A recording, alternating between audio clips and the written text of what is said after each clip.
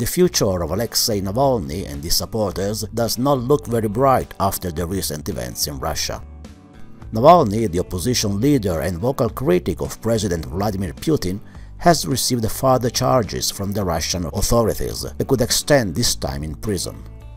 Outside the courts, the police have suppressed the protests that took place on the streets, with many citizens and Navalny supporters arrested or confronted with beatings. But the world is watching. And among the international monitors is Trial Watch, a branch of the Clooney Foundation for Justice.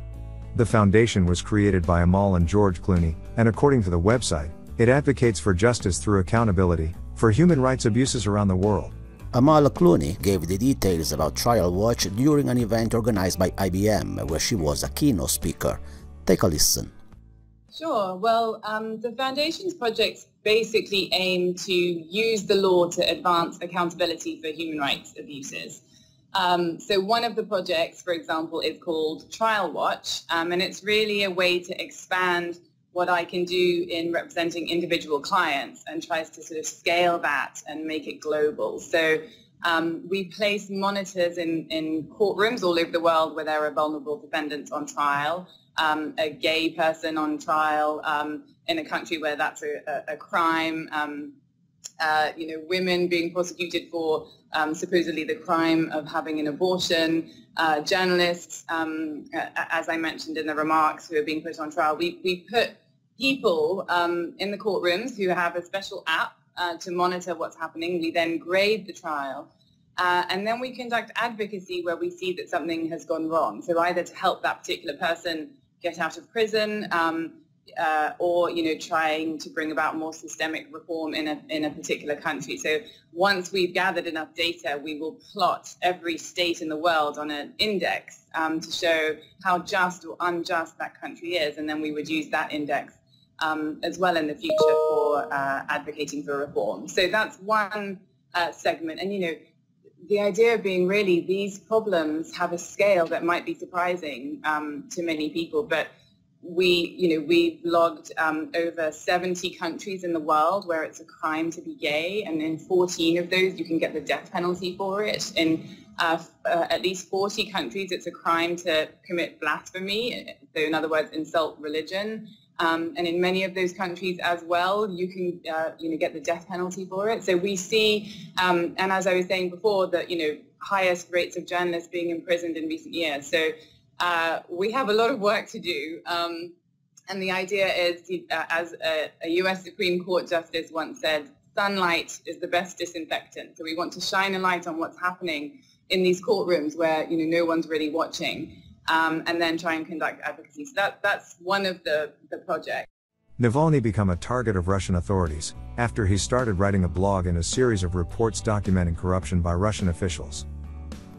Because of this, the Navalny case falls into the scope of the Trial Watch, and the Clooney Foundation has publicly announced that they are monitoring the situation.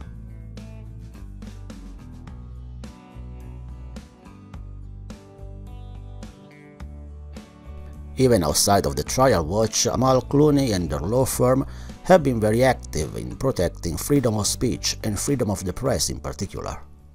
Unfortunately, in the COVID era, the threat to journalists has only increased. Authoritarian governments have capitalized on the moment to take even more draconian measures to suppress the truth. And this virus shows that it is not only lethal to democratic rule, this can also be deadly to individuals. Cast your minds back to December 2019.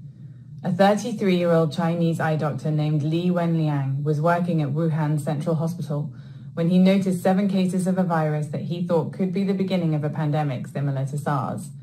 So on the 30th of December, he sent a message to fellow doctors in a chat group, warning them about the outbreak and advising them to wear protective clothing to avoid infection. 4 days later, Dr. Li was summoned by police, charged with spreading false rumors, and forced to sign a confession that he had made, quote, false statements that disturbed the public order. In each of these places, the law is being weaponized to silence those who expose, challenge, and question the government. But that is not only a right, it's a duty of the Fourth Estate. This moment reminds us that rights we take for granted, like privacy and freedom of movement, can be lost overnight. Free speech is also on the line. And as truthful speech is suppressed, misinformation fueled by social media is amplified. Telling people that corona is caused by 5G phone networks, that holding their breath can cure it, or that vaccines are more dangerous than the virus. So the need to hear the truth is more urgent than ever.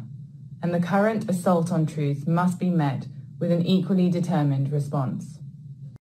In spite of these experiences, most of the news about Amal Clooney are about events with her husband, on a red carpet or in front of the United Nations, her role as a mother, and especially, her fashion style. In answering a question about how this glamorous lifestyle is not affected by the situation she deals on a daily basis, this is what she has to say.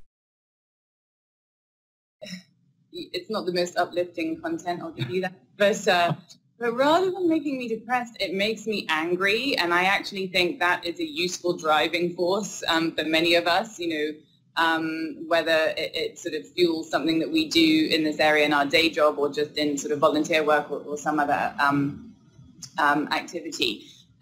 It makes me angry, and I can tell when I've got the right case where, I open the file and I'm reading through it and I've got exclamation marks in the margin and I'm triple underlining things. And I think, we need people to be outraged about things because that drives action. And I'm also, more hopeful than depressed when I see what individuals are able to do to make changes under incredibly difficult circumstances. I'm inspired by so many of my clients, who sometimes you work for months or years to get someone released from prison, and then they give an interview at the gate of the prison and say things that might land them, straight back in jail, and they will, they won't give up, and principle becomes more important than any kind of, personal advancement. And so I'm moved by that. I'm inspired by it, and I think I'm lucky because we're looking every day now at doctors and these kinds of frontline responders whose jobs every day involve sort of helping people. I think with the law, there's many different things you can do with it, and I feel really lucky that I've sort of been able to find a way to use the tools that I have as a lawyer to give a voice to those who have less power sometimes, and use that to challenge those who have more power. And, I feel incredibly privileged that I'm able to do that.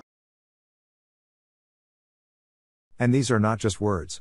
Through their foundation, Amal and George Clooney have contributed financially to help people affected by the pandemic, and they are not forgetting those that live in developing countries or in refugee camps. Nonprofits in general, like businesses, it's obviously going to have a very severe impact because of the impact that the health crisis is clearly having and is going to continue to have on the economy. For our sort of immediate operations, there's no sort of obvious impact because mostly our foundation is funded just by my husband and I, putting money into the foundation, and we, like everybody else, feel that things need to be redirected to the current crisis. We've just made a series of donations to cover frontline health workers in the UK, food banks, old people's homes in the communities where we live, and we of course understand that many other donors are going to want to do that. Some of the uncertainty about the progression, so while our foundation is going to continue operating in the way that we are doing now, that's fine, but we would be looking to sort of larger fundraising efforts if we really want to scale some of the things that we're doing. And for that, it's full of uncertainty because nobody even knows what a fundraising event will look like for some time.